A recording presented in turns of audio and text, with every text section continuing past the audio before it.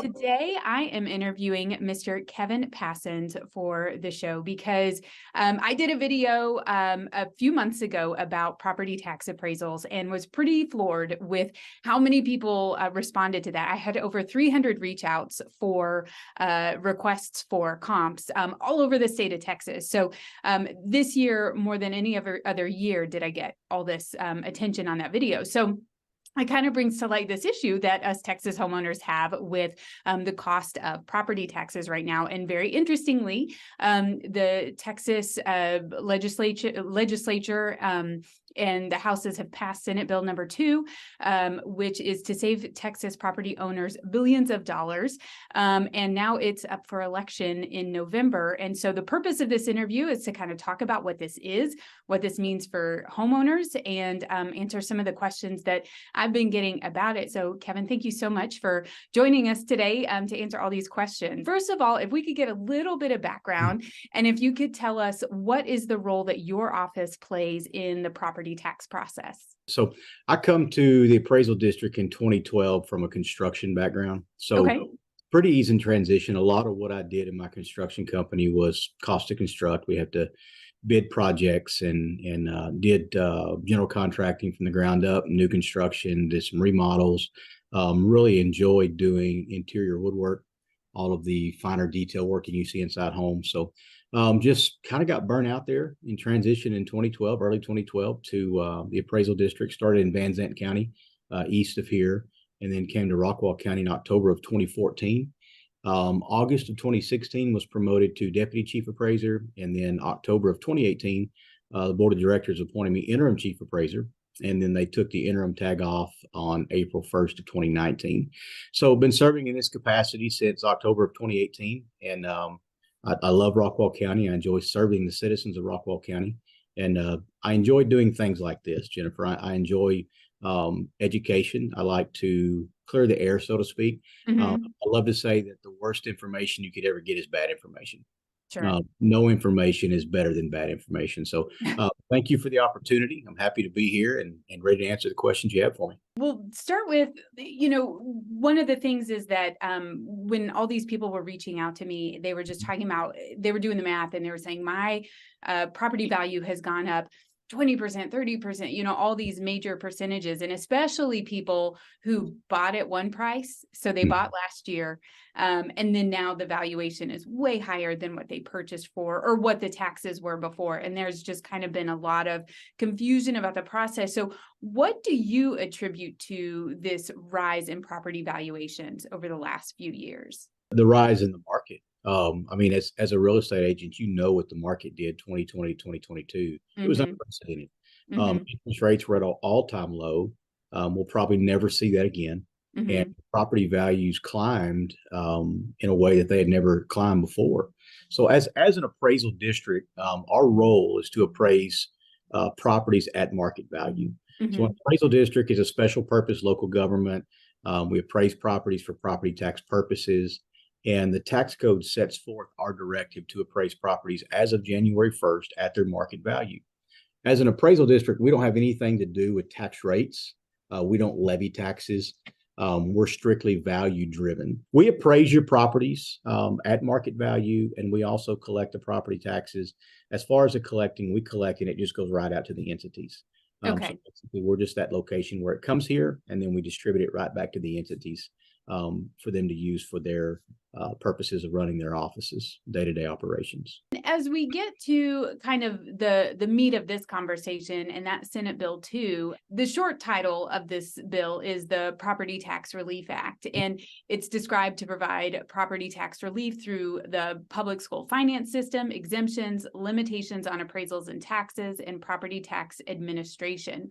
So how does this bill specifically affect Texas homeowners? So the bill you're talking about, it's Proposition 4 that we'll see on the ballot in November, and it's House Joint Resolution 2. So basically what we're going to be doing is we're voting to amend the Texas Constitution. And I say we're voting because as a homeowner, I will be voting, and I'm not opposed to the bill as a whole. There's some parts of it that give me heartburn, but kind of with legislation, that just is what it is. You get the good, right? But one thing that it's going to do is currently in Texas, our homestead exemption is $40,000. So the first $40,000 of property value is essentially exempt, and you don't pay taxes on that. And that's strictly for the school. So the school, this is a mandatory exemption for schools, and it's only going to affect the schools. So a vote of yes for House Joint Resolution 2 or Proposition 4 would increase the homestead exemption from $40,000 to $100,000. And we'll kind of get in the dollars of that here in just a minute. Another aspect of it, you talked about limitation on property values. There is also a part of this House Joint Resolution 2, Proposition 4. It's 20% cap on all real property. So basically, that'd be any properties that aren't homesteaded. So right now, homesteads have a 10% cap. If you have a homesteaded property in Texas, it was your residence on January 1st. The following year, if the values increase more than 10%, your taxable value, if the market value increases more than 10%, your taxable value is capped at 10%. So if you paid taxes on 100,000 last year, your value goes to 300,000, your market value goes to 300,000, you're only going to pay taxes on $110,000. So with the 20% cap, this would be basically your rental properties, apartment complexes, minerals out in West Texas, East Texas, South Texas. It's a 20% cap on all real property. And there's a lot more detail there with that, but that's kind of the nuts and bolts of it. Mm-hmm. There's going to be a board of director election if this passes. So currently we have 5 board of directors members. They're appointed by the taxing entities. When Proposition 4 passes, I can't imagine it not passing. It'll create another 3 positions on the Appraisal District's board of directors for a district with more than 75,000 population, which would be Rockwall County. So they're at-large positions. You would have to make application to get on the ballot, and then my understanding of it is the top 3 vote getters would then be appointed to my board of directors or our board of directors. So instead of 5 board of directors, we're now going to have another 3 elected, plus the elected tax assessor collector will become an ex officio member. So now where we're governed with 5 board of directors members, we're going to be governed with 9 board of directors members. The board of directors of a CAD appraisal district, they're to appoint a chief appraiser, adopt an appraisal budget, adopt the appraisal district budget, and adopt a reappraisal plan, and anything else that the chief appraiser brings to them that they need to take action on. Outside of that, the tax code is very specific that's what they do. So that's another part of Proposition 4, along with the homestead exemption and along with the 20% appraisal cap on real property. One other aspect of that is called what we call rate compression. So that bill required the school district's rates to be compressed or reduced by, I think the number was 10.7 cents. And I've got some data here I'm going to open up that I can give to you. So basically, by increasing the homestead exemption and telling them to lower their rates or requiring them to lower their rates, the state has said that we're going to put more funds in and take the burden off the property owners. Whereas the property owners have been funding a large portion of schools for years, now the burden is going to shift back and the state's going to pick up more of that funding. And it's all done through the Property Tax Relief Act, the $17.2 billion that they guaranteed to put towards property tax relief. So if we look at the Rockwall ISD tax rate in 2022, it was $1.2146. So $1.21 and some change for every $100 in value. Mm-hmm. Because of rate compression and increases in values from 22 to 23, the Rockwall ISD tax rate is going to go from $1.21 to $1.019. So that's about a 19.5-cent reduction. For every $100,000 in value, that's about $195 in savings. Mm-hmm. So if you add that to the homestead exemption increase of $60,000, you're looking at roughly $1,400 to $1,500 in savings for a property owner this year at a $400,000 home. Why did I choose $400,000? Because that seems to be the median value as of September 30th in Rockwall County. Mm-hmm. If you transition over to Roy City ISD, their tax rate was $1.4429. Now it's going to be $1.2575. So the rate had to come down because of the compression from Proposition 4, and then also values go up, so tax rates come down. You're looking at about $185 for every 100,000 over there, but their tax rate's a little higher, so there's a little more savings on the $60,000 homestead exemption. So the $60,000 homestead exemption in Royce City ISD is an additional $754 in savings. Wow. Rockwall ISD at $611 in savings, but then you take the tax rates and marry those together with the values, and you're around $1,400 to $1,500 per property owner that has a homestead in Rockwall County. So for those that don't have homesteads, your commercial properties, your rental properties, businesses, they get the savings in the tax rates with the schools. So the tax rate compression, like I said, for every dollar, it's $1.01 in Rockwall ISD, about $195 for every 100,000 in value. So if you got $1 million property, business, real property, you're looking at almost a $2,000 savings just on the school tax rate itself. Pretty significant savings there for property owners in Texas. So I believe the legislature accomplished their goal by reducing the school tax rates, giving the additional homestead exemption. People just have to get out and vote for it November 7th. A vote yes will enact the legislation and change the Constitution, which means, I stand to be corrected, but my understanding of it is the legislature just can't go back and reverse it. If we amend the Constitution by voting on this, it becomes law, and we would have to go basically undo it or vote again to take it away. Okay, because that was one of the questions I had was so my understanding is this has passed. The governor's even signed it, but it still has to get voted on. And so it was kind of a little bit of a confusion on what exactly are we voting on. So if this passes, will homeowners have to do anything to realize the benefit of it? No, they will not. Actually, we're in the process of creating all of our bills right now. We've received all the tax rates from the entities, and we're plugging all that into our software, and we're right now working on generating bills. When a property owner receives their tax statement this year, it will be reflecting the $100,000 exemption, and it will be reflecting the lower tax rate. So as long as Proposition 4 passes, then there's nothing that they have to do. The savings is already married into the tax statement they're going to receive. If by some weird chance this doesn't pass, then we're going to have to send out additional tax statements for that $611 for Rockwall ISD and $754 for Royce City ISD. So also on the bill, Senate Bill 2, House Joint Resolution 2, it's kind of all the same thing. And it gave us a lot of direction as collectors and assessor collectors and the ones that be sending the bills.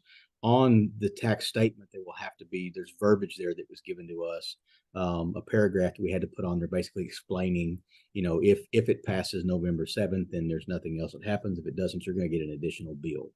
So once again, I don't see it not passing, but property owners will see their savings. It'll be in that bill.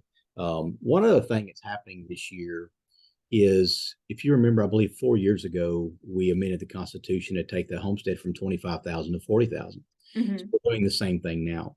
One thing that this bill directs us to do also as assessors is to recalculate the property tax ceilings for your over 65 and disabled persons that have a property tax ceiling for the school districts.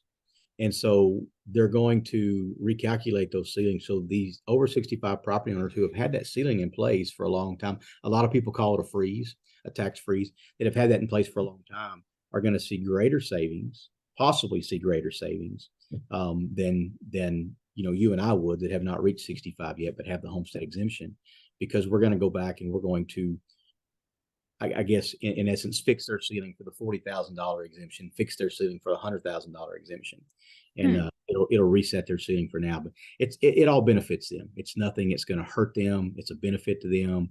We've been looking at some of the bills on the backside for property owners that only paid $600 to $700 to the school, that have had an over 65 ceiling for years, and it's essentially taken their taxable levy to the school down to zero.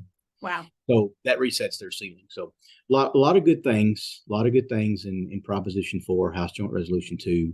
And, as a homeowner, I'm excited for it.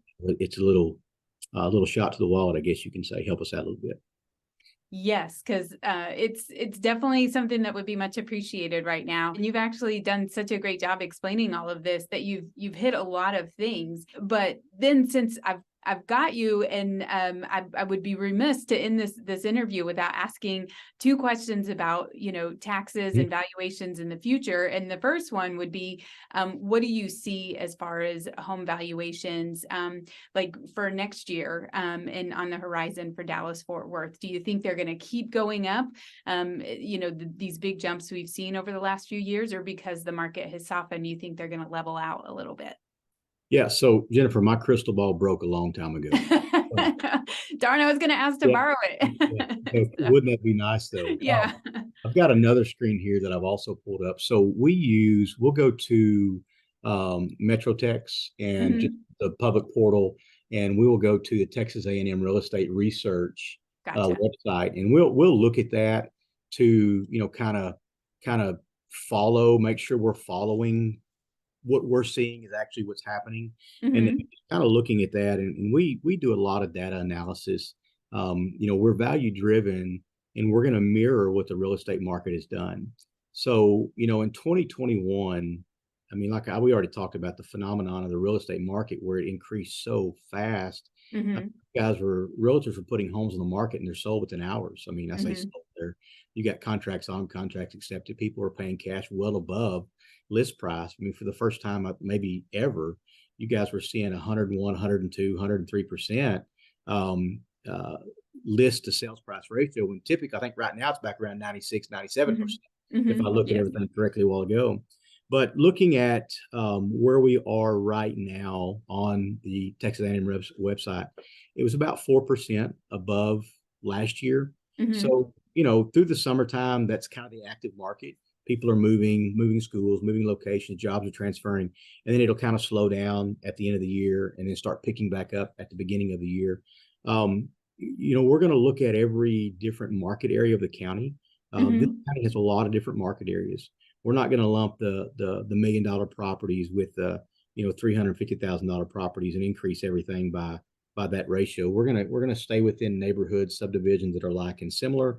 We're going to gather all the sales data we can, and we're going to analyze that, and we're going to compare what properties sold for in 2023 versus the appraised values we had on the rolls for 2023. And it's called a ratio study. And if the results of that study tell us we need to increase values 4%, we're going to increase values in that market area 4%. If it says decrease them 4%, we're going to decrease them 4%. We're going to follow the market. We do a lot of data analysis. We gather all the information that we can, and we compile all of that. I mean, we're constantly adjusting our cost schedules, which is reflective of what it costs to build a home. One of 2021, the cost of homes went up substantially because cost to construct increased because materials were in short supply. Because of the backside of COVID, you had production issues, and supply and demand drove everything there, along with the 3%, 2.5% interest rates. But, we're more normalized now. Interest rates increased, days on markets extended, the amount of properties for sale is there. We're not seeing those 2, 3, 4 day listing and then closing 30 days later. It's more of a typical real estate market. But I mean, I would say we're probably going to see another small increase until we really start analyzing the data here in a few months. It's hard to tell you, but just looking at what I've seen, I would say somewhere between 4 and 6%, maybe the gains we're going to see. Some areas may be more, some areas may be less. It just depends. Something very unique we saw in 2022 in Rockwall County was our $1 million market increased more than the median market, which was never happened before. And I have my theories on that, but they're just that, theories, and unproven, untested, just my thoughts. But now I think we're more back to that normal market where our median is going to be what's adjusting, but we're going to follow the market. We're going to mirror the market. That's the way the tax code is set up.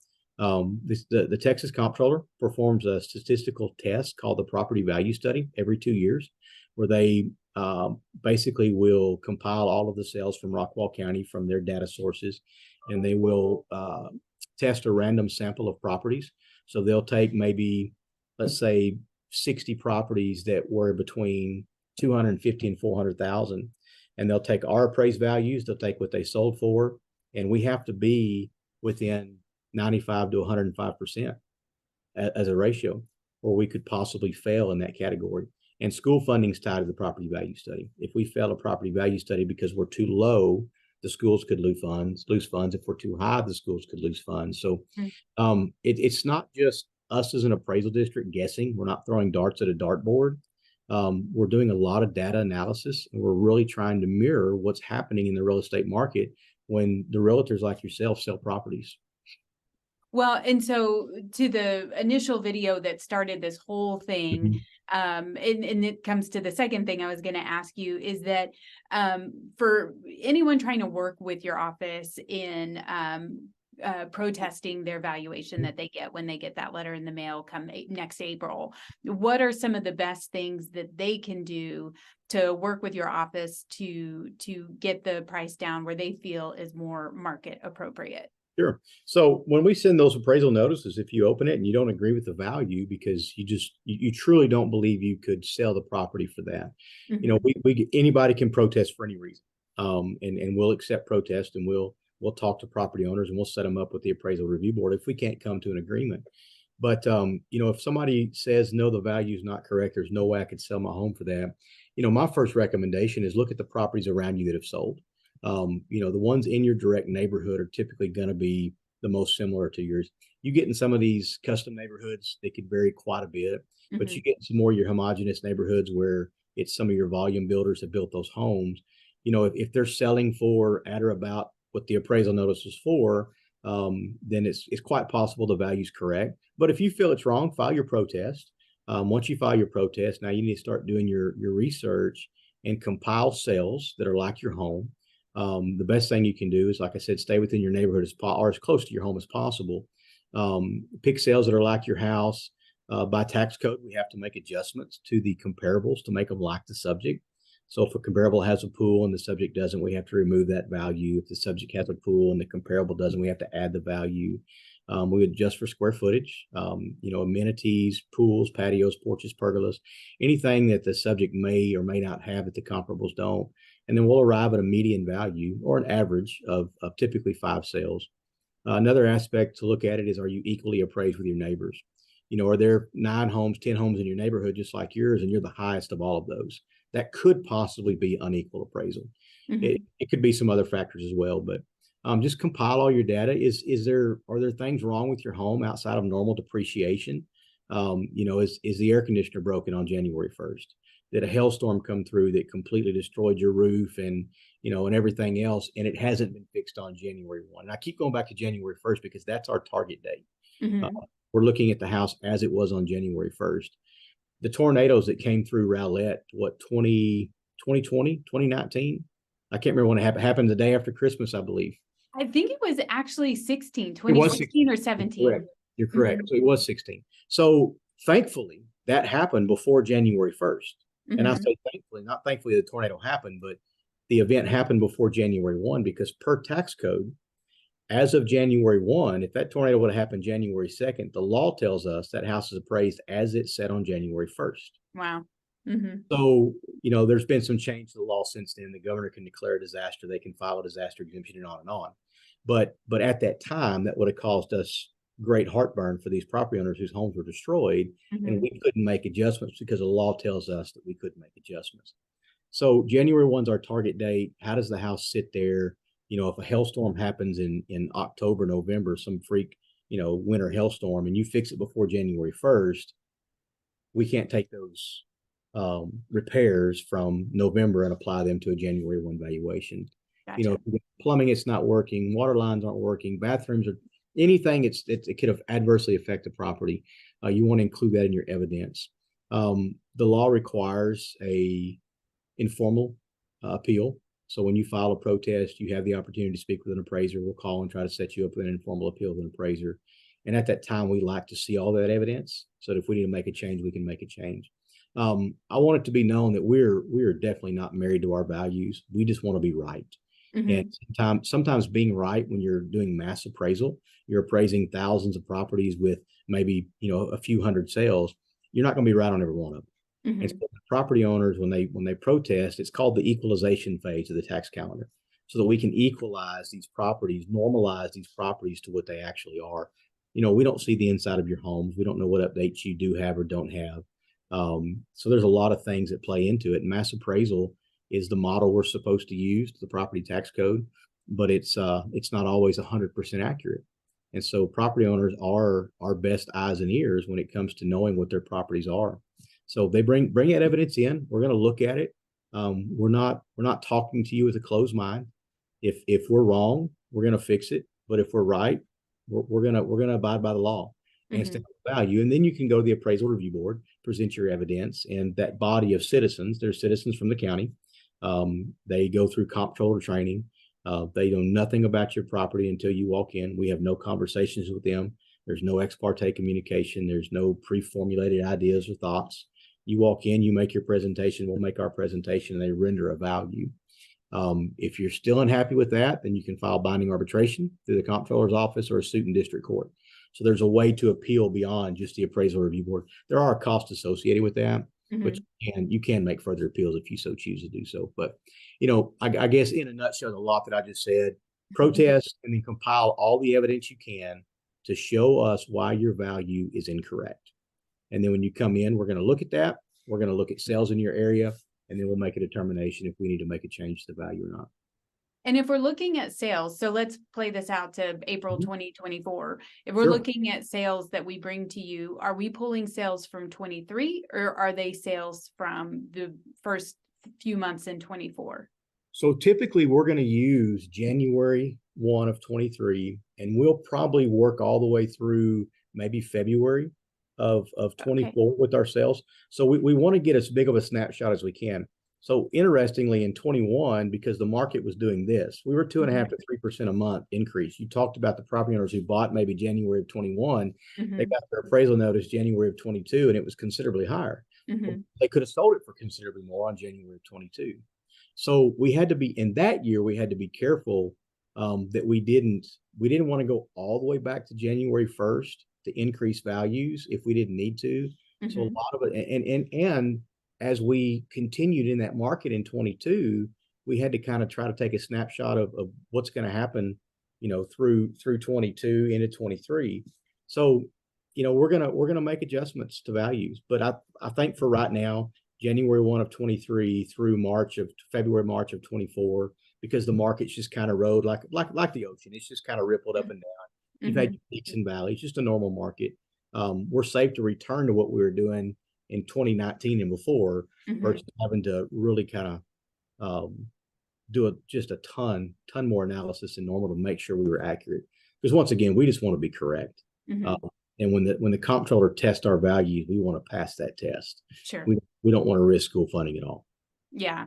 Well, Mr. Passons, you've answered all my questions. So thank you so much for your time. I really appreciate it. And I think this has provided so much good information, not only for what we can see with the tax bill and the property tax relief that we're going to get, but then also some really good tidbits when it comes time to, protest our valuations next year if we feel the need to do so. So thank you so much for your time. Absolutely. Happy to do it. And once again, we're happy to serve the citizens of Rockwall County. We are, my philosophy is, and what I try to convey to the staff is, we are servants to the citizens. We owe them an ear. We owe them our time. After all, when you pay your tax bill, you're paying a portion of our salaries. So I get calls all the time. Oh, I'm sorry to bother you. Hey, you're not bothering me. This is what we're here for. And we want the citizens to know that our doors are open, our ears are open. We can't always change a value. We can't always make everybody happy.